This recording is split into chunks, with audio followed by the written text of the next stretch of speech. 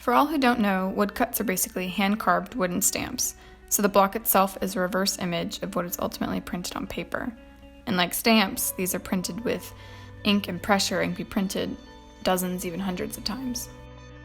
After reading the biblical passage carefully, the first step in my process is to sketch out a few compositions to work out where the text is going to go and what imagery I want to use.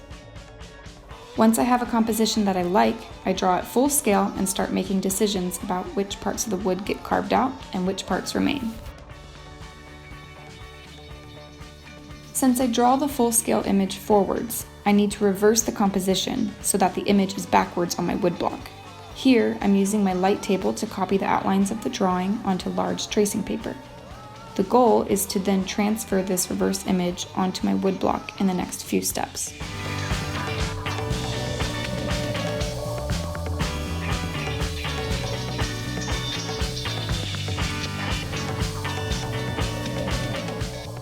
When I finish drawing the reverse image, I spend some time rubbing colored pastel chalk onto the back of the paper. This chalk is what will allow me to transfer the image outlines onto the wood block. Now that my paper is ready, I place it chalk side down on my wood. I use a pencil to retrace the image firmly, which leaves a chalk outline of the drawing on my wood. This image is delicate, easy to smudge, and sometimes hard to see, so usually I do it in sections. In order to keep my chalk outlines from rubbing off, I retrace and fill in the image with Sharpie. I use my original drawing for reference to know which part should be black, and often I change my mind or tweak the design a little. This is really the last time I can easily make big design changes.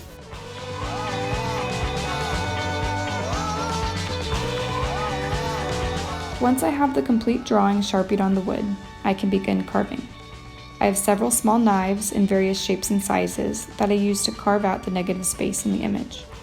The ink will only go on the uncarved parts of the wood, aka the black parts, so I want to make sure to really chip away at the sections I want to remain white.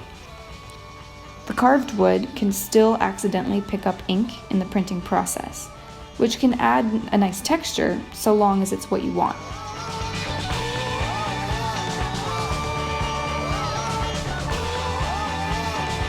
An unforeseen step in this adventure was carving off the edges of the design because they were leaving indents in my paper when I printed the wood blocks, so they had to go. I used a coping saw, which is a really good tool for precision and control.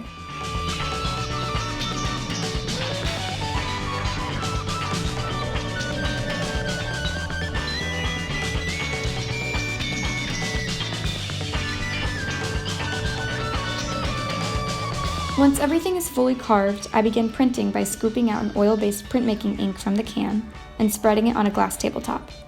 Then I take my brayer and roll out the ink until it is even and smooth. Once the brayer is evenly coated, I can start rolling it onto my wood block.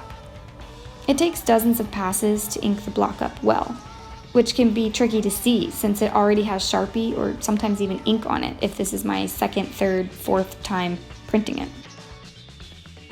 My next step is to tear my paper to size.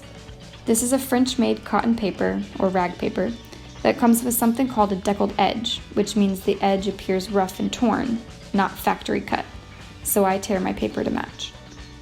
Each wood block has 2.5 to 3.5 inches of margin, or blank paper, surrounding it in the final print.